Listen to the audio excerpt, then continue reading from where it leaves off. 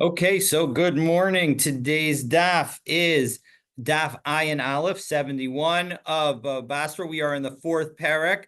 Parak is called Hamocher Sabayis. The question is sort of when you sell a house or other things. Right now, we're talking about selling fields.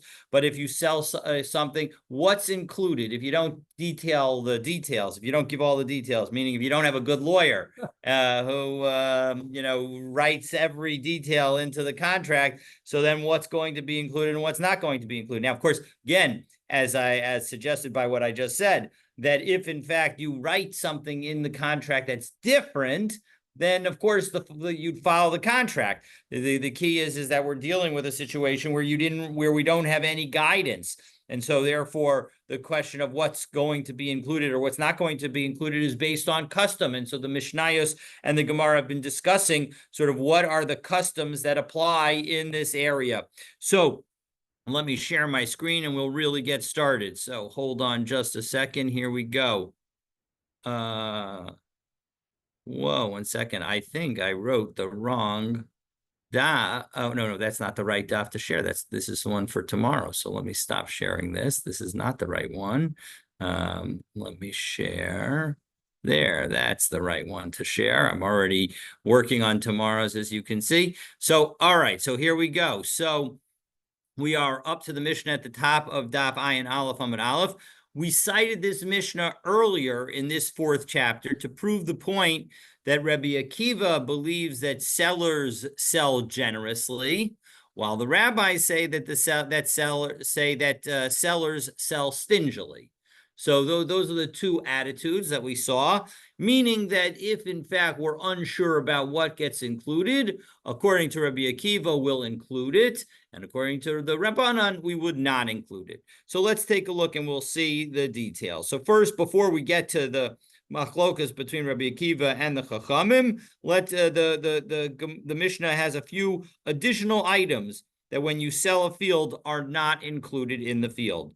Lo esabor, it does not include the pit. And again, usually a bore is some kind of non-constructed cistern. Veloas hagas, it doesn't include a wine press. Veloas hashovach, it doesn't include a dovecote. Bein charevin, bein yeshuvin. It doesn't make a difference whether these are on some level destroyed, meaning that there's nobody in it, and there's no wine in it, there's no doves in it, there's no water in it, whether they're being used or not, bein yeshuvin, even if they're being used, either way, they're not going to be included. Now, again, you could go in both directions. Maybe because it's being used, it's so important it should be excluded. And when it's not used, it should be, and maybe it would be more likely to be included when it's not used, or when it's used. So then it's an element of the nature of the field, so maybe it would be included. But again, either way, doesn't make a difference. We're going to say that all of these are not included.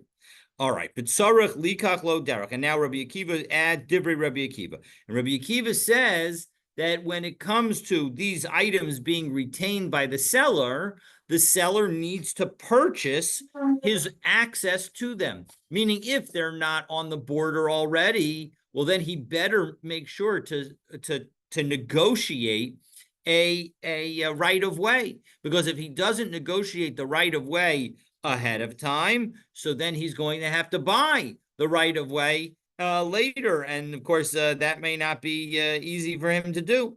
The Chachamim say, no, you don't need to, because we say that you sell things generously. Hello, welcome. Come sit down. We're in the middle of the recording, so we're going to get straight on back into the Gemara, into the Mishnah.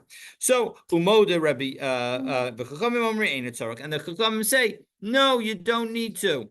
So Umoda Rabbi Akiva, but Rabbi Akiva agrees Bisman she'amar lo chutz me'elu, that if in fact you were to say, except for these things. So let's say you sell a field, and now in the field is a pit, and you specifically tell the buyer, so I'll be the seller, Stan, you'll be the buyer. I tell you, I'm excluding the pit.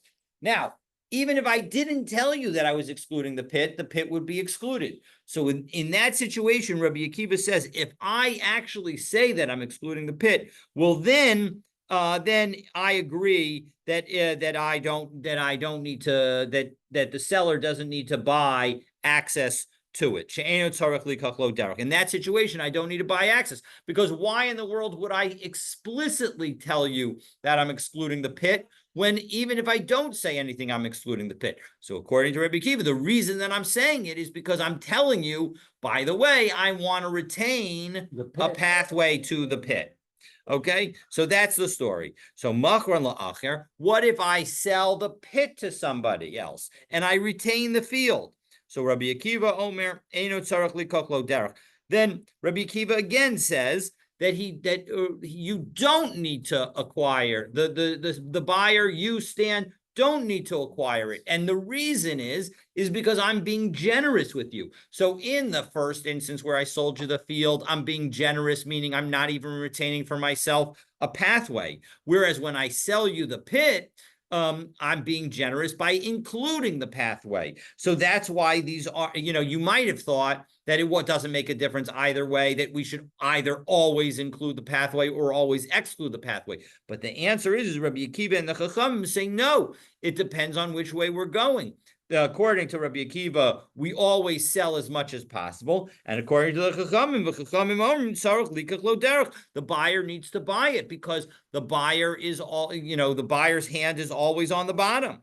So b'medvar mamurim, when was all of this discussed? When we say that the seller sells generously according to Rabbi Akiva and stingily according to the Chachamim, that's b'mocher, when we're talking about a sale. Aval b'nosein matana, when somebody gives something as a present, nosein es kula, then you give everything. Now, you could have interpreted nosein es kula as very as just meaning the items that the pathways. But actually, Rashbam explains it even more broadly, that when we say nosein et kula, we mean everything. Second wide line in Rashbam, kol hani, the amre lo machar, everything that we say is not sold, va'afilu hani de'enan bichlal masha betocha, even things that are not included in what would be sold if you say everything in the field. Kagon charuv hamurkav, like the grafted carob tree, the sadan hashikma, and the shikma that's been cut, sycamore tree that's been cut back, ubor and the pit, the gas and the wine press, the shovach and the dovecote. All of those are going to be included if I give a field as a present. When I give a field as a present, right? When we give a present, we want to be generous. We're trying to be nice. And so we're going to be more inclusive. And where this is going to also be the implication when it comes to sanctifying things for the Beis HaMikdash. So if we give something to Hektish, and thereby allow the Beit HaMikdash to sell it and take the proceeds to benefit the Beis HaMikdash, so the same rules will apply, that we're going to be generous. V'huadin l'kol hanach, and all the other exceptions that we're going to see in a moment. We're going to see a total of 4 different exceptions. V'taima, and the reason is mishum din nosin ba'ayin yafa nosin, because in these situations, when it comes to giving a present or making something hektish, etc., we're going to see that people give in those situations very generously. Yoter midai, more than one would necessarily accept. Even something that might not ordinarily be included in the term field. Meaning, if I say I'm giving you a field, if I'm selling you a field, I'm selling you a field, nothing more. But when I say I'm giving you a field, I could be more expansive, that anything that's in the field, even like these old sycamore trees and the old carob trees that are something that ordinarily would not be given together with a field, those will be included. Because their location is fixed in the field. So as a result, we're just going to assume that everything is included. However, Rashbam points out that there is something that's not included. Umihu, again, we're on the fourth line, middle of the line, in the wide lines of the Rashbam. Im yesh mos besada. If, let's say, there was just some money laying around in the field. Tavua, talusha, she'ena tzricha lakarka, or some cut grain that is there just for storage purposes, but doesn't really need to still be dried out, and therefore doesn't need the field any longer. Kol davar shelo hutzra, or anything that isn't what? Like oats. Like oats, exactly, like oats. All of those things that don't need to be there. Well, then Litana de Maslis and Lahazkir, the Lomar, Lo Machar Mishum de Milsa de Pshitahu, de Eina Beklal Sada. Well, then we don't even need to mention those items. Those items are clearly not included in any sale, and they won't even be included in any gift. Vaday Lo Kana. Lo la makabel matana. Those things certainly won't be received by the giver of by the recipient of the gift.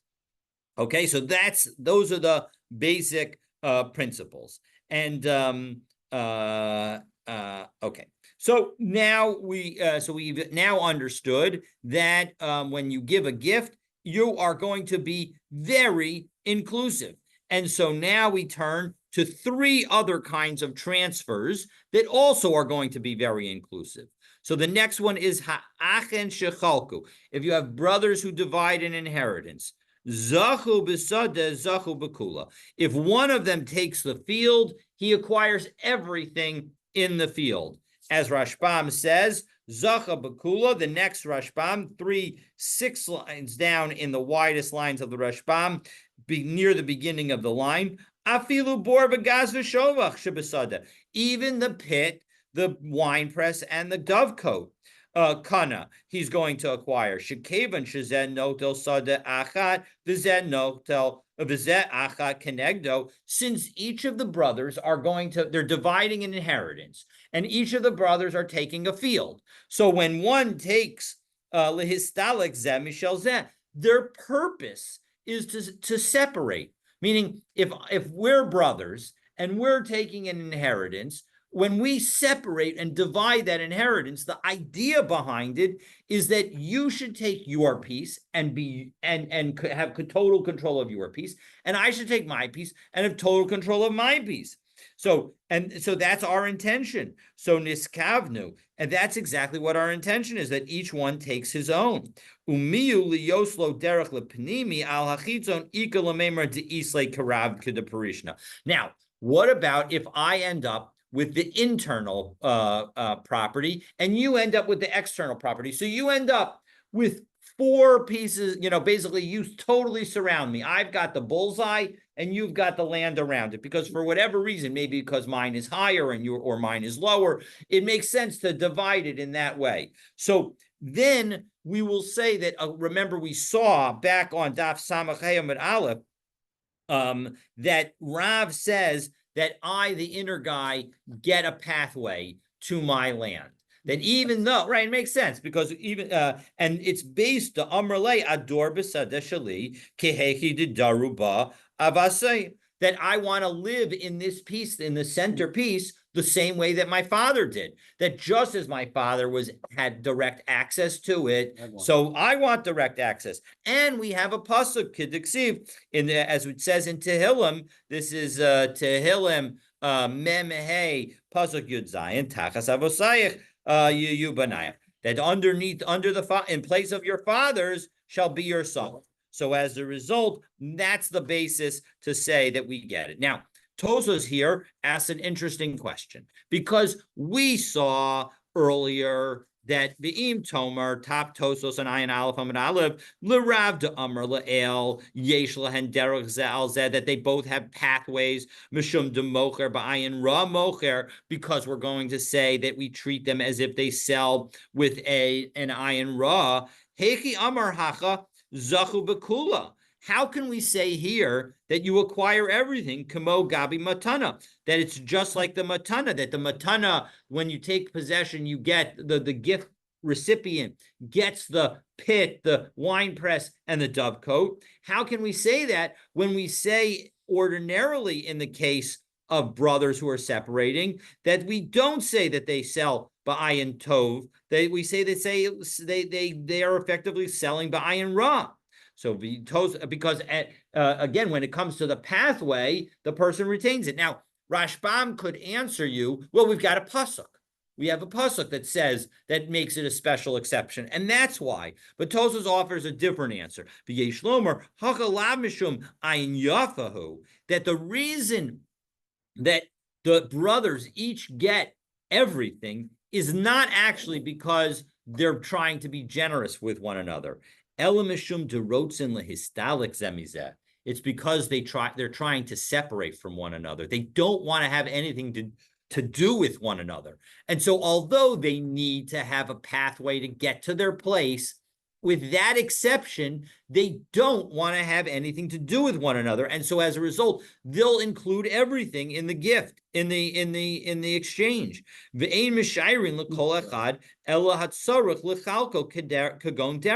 as a result, they're not going to retain anything in the other person's property except for something that their own property needs, such as a pathway. And so as a result, we don't have to say that this is actually conflicting with Rav's statement, but rather it's consistent with Rav's statement. Okay, so that was category number 2 of where we say that even though the Chachamim, even though they ordinarily say that we sell with an ayin ra, we're going to say that they give, that in these situations, you take generously, that the buyer takes generously. And so this first situation was the recipient of a gift. And the second situation was the brothers who are dividing their inheritance. And now we go back into the Mishnah and we get the third situation. And the third situation where 1, 2, 3, 4, 5, 6, 7, 8, 9 lines down, third word on the line. Hamachzik b'nichse hager. What if somebody is a convert and that convert passes away, and so as a result, he has no heirs, and now somebody, and as a result, the possession of his property is now free for anyone to take. So Hamas b'nichse hager, somebody who takes that possession, hechsach b'sadeh, hechsach b'kula. That when you take possession of part of the field, you effectively take possession not only of all the field, but all the things in the field. So the shovach and the gat and the bor, all of those would be included in when you take possession. And the Rashbam explains hechsach b'kula. If we take a look with 3, 6, 7, 8 lines down in the wide lines of the Rashbam, middle of the line, afilu b'charuv v'sadan, even when it comes to the carob tree that has been grafted, and the sadan, and the cut back sycamore tree, v'afal gaf dichashivna le b'gemara kishtei sados, even though those carob trees and sycamore trees were considered as if they were a separate field. The Gabi Beis Sados Umatzar Echad, and we had said when it comes to taking possession of something that belonged to a convert who passed away without any heirs, when there were 2 fields owned by the convert and one border between them, Umatzar Echad Beinayhu, and you took possession in one of them, Almanas Lichnos Otav Es Chavirta, in order to take possession of both fields. Amrinan Becheskas Habatim, we said earlier on Daf Nun Gimel in the 3rd parak of Bava Basra, Osa Chana, that field that in which you make an acquisition, you do make an acquisition and you do acquire it, but Chavirta Lo Kana, you don't acquire the other one. So here we have seemingly contradictory statements, because in one place we have a convert who leaves over 2 separate fields and you make an acquisition in one and you don't get the other. But here, when it came to the sycamore and the carob trees, where you make an acquisition in the field, not only do you get the field, but you get the sycamore and the carob trees. So the difference is afilu haki Hacha kana. Nonetheless, here you do make an acquisition. Because although we treat it as two different fields, lisadeh, one field being the field, ulacharov hamurkav, and the second field being the carob tree that has been grafted. Mihu leker matzor b'neihem. However, there is no border between them. And because there's no recognized boundary marker between them, it's not treated like two fields in this context. Ve'ein matzar achar b'neihem damu. So it's as if it's two fields where there is no marker between them. And in a situation, what Rashbam is telling us is in a situation where there are two fields and there is no boundary marker. There is no way that you can tell without a surveyor coming in to tell you where the boundary is. If you take possession of one, then you will have taken possession of both. Okay, so that is the third situation. So again, the first situation is the recipient of a gift. Second situation is brothers who divide. Third situation is taking possession of a convert who has passed away without any heirs. Fourth and final situation, back into the Mishnah, Hamakdish. This is 2 lines up from where it says Gemara in the Gemara. Hamakdish es hasada, when you consecrate the field, Hikdish es kula. You have consecrated the entire field, meaning including all of the pits and the trees and the etc. So Rabbi Shimon says, no, you haven't done everything. Hamakdish es hasada, lo hikdish ella es hacharuv hamurkav es hasada nashikma. That actually the only things that you have, that the only extra things that you have consecrated are the grafted carob tree and the cut back sycamore. So we are going to see why that is and what he means by that. That is going to be the discussion of the carryover between today and tomorrow. But let's take a look now at the Gemara. So Maishna Machar, Maishna Matana. Why is it that when it comes to a sale, first, even Rebbe Akiva, who says Ba'ayin Yafa Mocher, will agree that you don't get the boar and the gat and the shovach, that you don't get the pit, the wine press, and the dovecote. And so why is everybody treating a gift as so much more generous than a sale? So Peresh Yehuda ben Nekusa livnei Rabbi. So Rabbi Yehuda ben Nekusa explained in front of Rabbi, Ze Peresh v'Zelo Peresh. Well, it's because one of them gave the details, meaning that when the gift giver went and sold, gave the gift, he was specifying what was included, and he was specifying that it was included the pit, the wine press, and the dovecote. Whereas when it came to the seller did not specify. But that, of course, the Gemara immediately asks, 1 second, hi, Zeh Perish, Zeh Lo Perish? How could you say that our Mishnah is talking about where one situation involves specification and the other does not? Zelo perish v'zelo perishu. We're talking about a clear case. The whole implication of our Mishnah is where nothing was specified. We all know that if something was specified, it would be included. The whole problem is what happens when nobody does any specification. Ella zehayalo lefarish v'zelo hayalo lefarish. Rather, the situation is that somebody should have specified and somebody didn't need to specify. So who is it that should have specified and who is it that didn't need to specify? So that's actually going to be a machlokas that Rashbam is going to provide us between Rashbam's approach and the Rabbeinu Hananel's approach. So let's take a look in the Rashbam. This is basically in the middle lines of the Y lines on Ayin Aleph, on the bottom of the page. Second word in the beginning of the line, Zeh hayalo lefarish. So this one should have explained. So who is it talking about? notain matana, that the one who is giving the gift is according to the Rashbam. He's the one so the giver. So this is focusing, according to the Rashbam, we're focusing on the person who is transferring. That when it comes to a gift, that the person who's giving the gift, Kavan derugel litain be'ayin yafa, since people give gifts generously, right? If you give a gift, you don't usually include restrictions. So if you want to include a restriction, well, then you better say something. Yeah. So im isa dahai lab ayin yafa yahiv, if this guy wants to give it without being generous, haya lo lefarish, he should have explained ulashayer bor v'gas v'shovach, if he wanted to retain the pit, the wine press, or the dovecote. V'kol hanach de masnisen umidilo shire, and all the other things in our Mishnah. Umidilo shire, and because he didn't explicitly hold himself back, or the Bach changes it to midelo perish, he didn't specify hifsid, so he's going to lose out.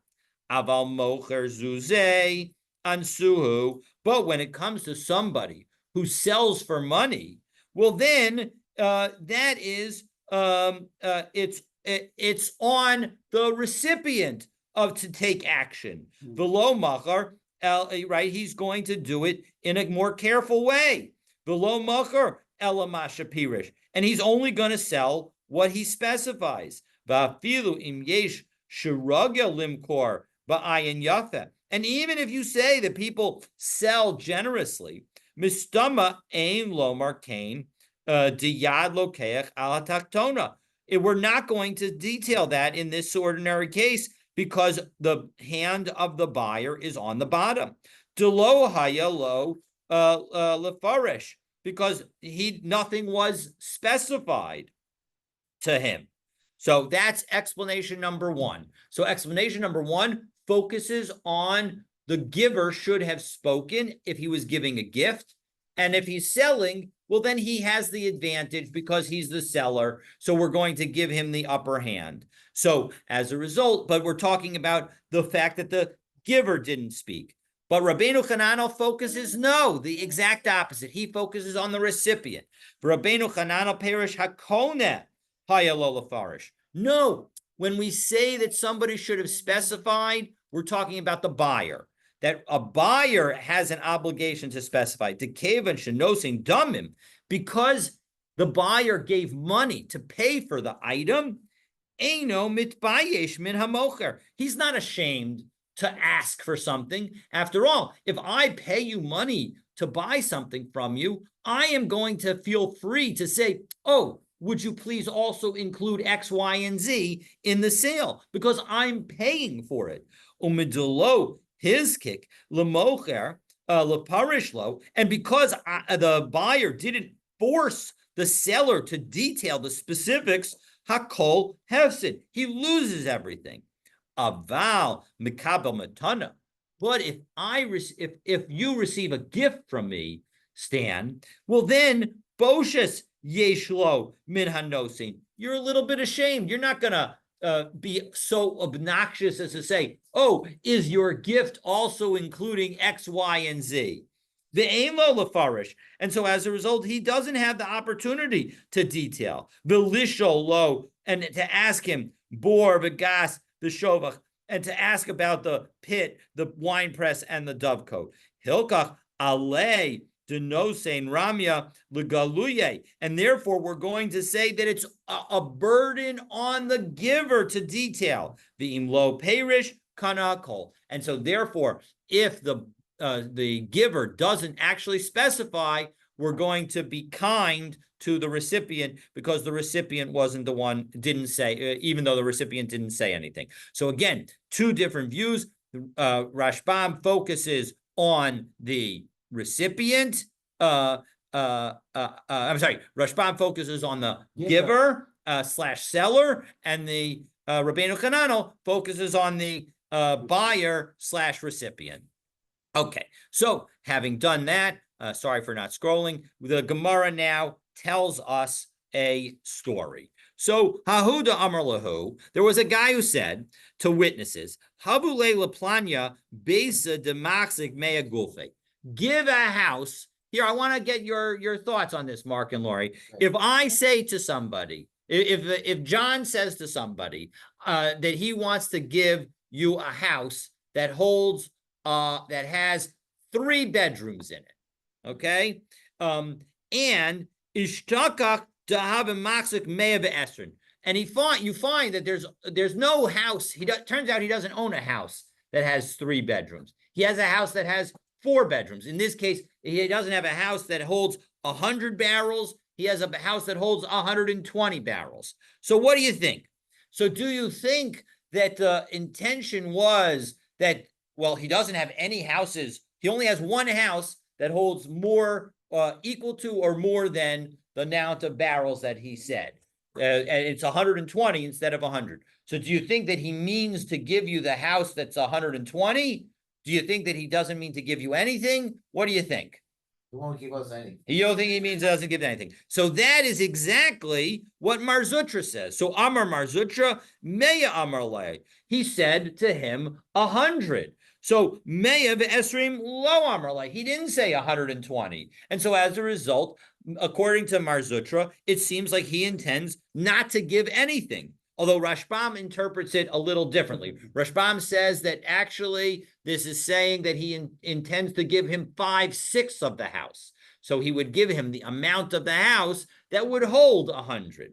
Rav Ashi, however, says, Milo Tanan, don't we learn in our Mishnah, that when you talk about limitations, we're dealing with sale. But when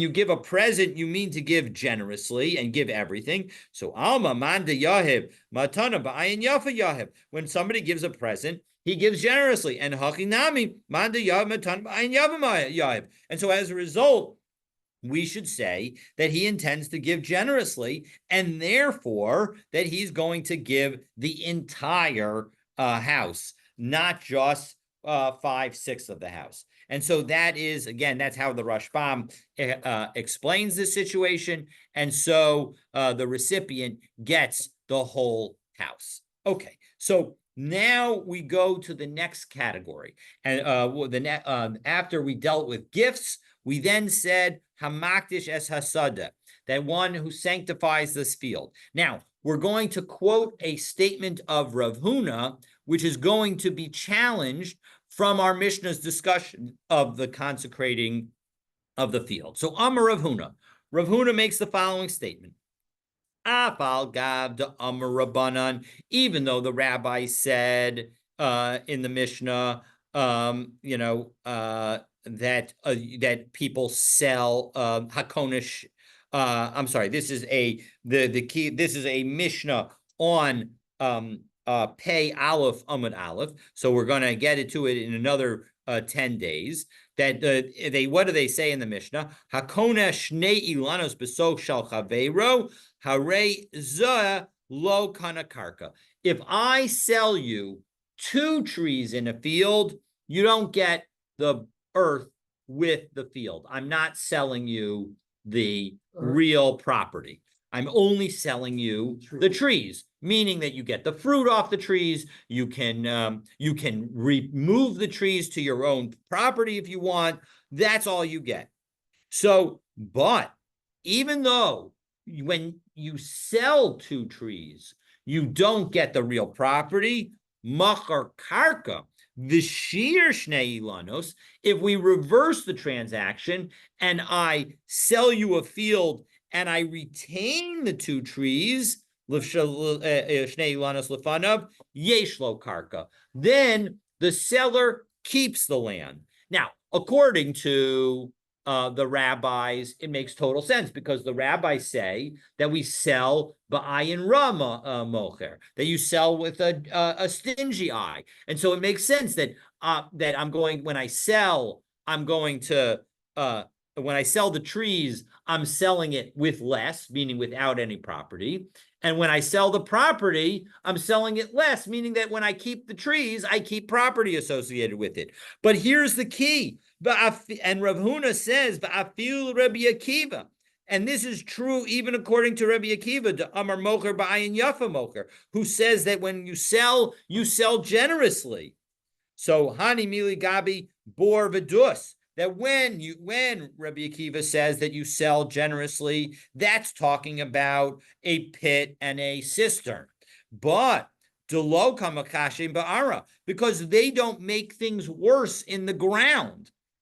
Aval Ilanos, to Kamakashe Ba'ara. But if and so as a result, when you sell a pit or a cistern, you do not retain for yourself any when you sell the field, you do not retain for yourself any pathway to the pit. And when you sell the pit, you sell it with a pathway. So, but when it comes to the trees, even though maybe when you sell the tree, when you retain the trees, we're going to say that you do retain a pathway. So again, so the point is that when you sell a pit or a cistern, when you retain a pit or a cistern, according to Rabbi Akiva, you don't keep the pathway. But what Rav Huna is saying is when you sell two trees, when you sell the property and you retain two trees, so you retain not only the trees, but property that's associated with it. Because when you retain the trees, they make the ground worse. And so as a result, we need to be worried im isa de lo shire, because if in fact I didn't leave over any of the property, if I didn't retain some property associated with the trees, Lamale, the buyer of the property, could tell me akor ilanach shkol v'zil, that you need to take your property and go. And so as a result, that's why we need to say that you retain some aspect of the real property. Otherwise, you wouldn't be able to retain anything. And take a look at the top Rashbam. De'im Isa Delo Shire, because if he didn't leave himself anything, V'anan Sadi Deladas Kain Ikav Esailanos. But we know that the purpose of retaining those trees, La'atzmo Sheyu Kan La'olam, his intention was to leave those trees where they are forever. Aflach Zor Velita Acherim, and even to plant new ones in that location. And so as a result, B'Mekoman, in that same place, Kederach Shahaya Lo, Koach Zeb Be'ilanos Halalu Ad Akshav, just as he had the ability when he owned the real property as well as the trees. Abalokeach Ilanos. But on the other hand, when it comes to the buyer of trees alone and who don't buy the real property, Ein Lomar, L'tzorach Kol Hayamim Lakhu. You don't have to say that, because people buy trees without real property, not necessarily to be able to replant there forever. Velita acherim b'mekoman, and in order to replant new ones in their place. Da'avid inish, because it happens that people do. Dezabin ara liyome ulaperis kano, that they buy land for a day in order to hold on to get the fruit, to get the produce. And so as a result, that's why, even according to Rabbi Akiva, we could say that Rav Huna fits that Rav Huna statement that when a seller retains trees, two trees, he will also retain property associated with it.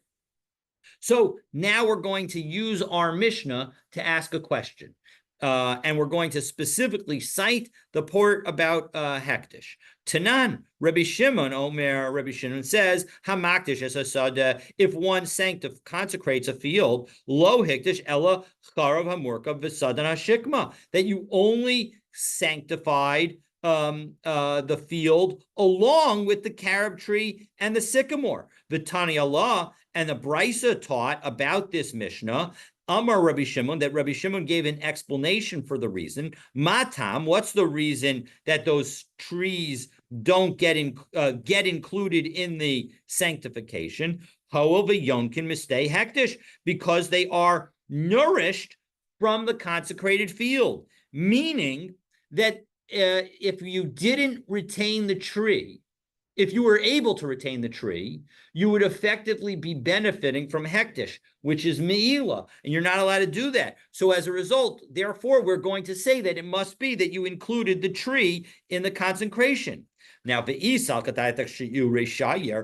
you say that when one retains trees, one automatically retains lands also, as Rav Huna says, ki kayanke midinavshi kayanke. Well, then, now if those sycamore and carob trees were retained by the person who sanctified the field, now if he retained not only the carob and sycamore, but the land that it was nourishing them, well, then he wouldn't need to sanctify the carob tree. It would be benefiting, it would be nourished from his own land, not from the consecrated land. So why then does Rabbi Shimon say that it must be that you're including the sycamore and the carob? It must be that according to Rabbi Shimon, he does not agree with Rav Huna's principle. And Rav Huna's principle was that, and so as a result, he rejects Rav Huna's principle.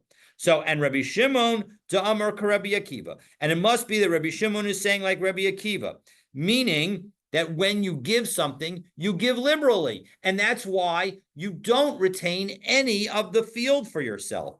Rav Huna, when Rav Huna was saying that you retain the real property when you hold on to the trees, he must be saying Da'amar Karabanan. So we're rejecting now, for the moment, this position that Rav Huna's statement that when you sell real property and retain trees, and you therefore keep also some property associated with the trees, and saying that Rabbi Akiva's statement is only according to the Rabbanan and not according to Rabbi Akiva.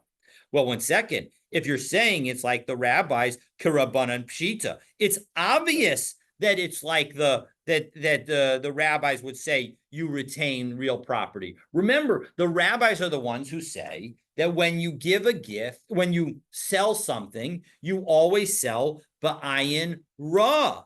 And so as a result, of course, when you sell the real property and you retain trees, you're going to retain real property for those trees.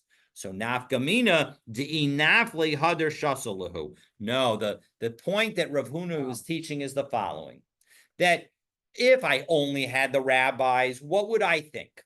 I would think the following: that when I sell the field and I retain the sycamore and the carob, what am I retaining of the field along with those sycamore and carob? I'm retaining a way to get to them, nothing more. I don't have, if they eventually, as they say, ad mea ve'esrim, those trees die. For the trees, it's probably way more than mea ve'esrim. But when those trees die, and now I want to replace them, if we just had the rabbis, I would think that no, maybe I can't replace them because all I've retained is the trees and a way to get to them. But what Rav Huna is teaching us is no. What the rabbis will say is no. You don't only retain the pathway to get to the trees. You also retain the right to replant those trees if and when those trees were to die. To inafal hadar shasalu, that if they were to fall, he would be allowed to replant them again. So we are not yet done with Rav Huna. So, but where are we in Rav Huna? We are saying that Rav Huna's statement is only consistent with the Rabbanan. And Rav Huna's statement does not work with Rabbi Akiva because Rabbi Akiva and Rabbi Shimon would agree that in a situation where you donate to Hektish a field, you retain nothing for the trees. And that's why the carob and the sycamore tree get included in the gift, because we can't have you retain those trees, even though ordinarily we would say you retain those trees. We can't have you retain those trees because if you were to retain those trees, then you would be benefiting from Hektish. So they must have been included in the gift to Hektish. And so that's where we are at the moment. The issue is that we're going to see tomorrow that it's hard to say that Rabbi Shimon and Rabbi Akiva agree. And we're going to have to reinterpret Rabbi Shimon in our Mishnah. But for that discussion and for that question and those answers, you're going to need to stay tuned for tomorrow's daf. So I wish you a wonderful, wonderful day, and God willing, we'll pick up tomorrow with the top of Ayin Bet Amud Aleph. Thank you, Will. Have a great day. You too. So what did you show me? The dinner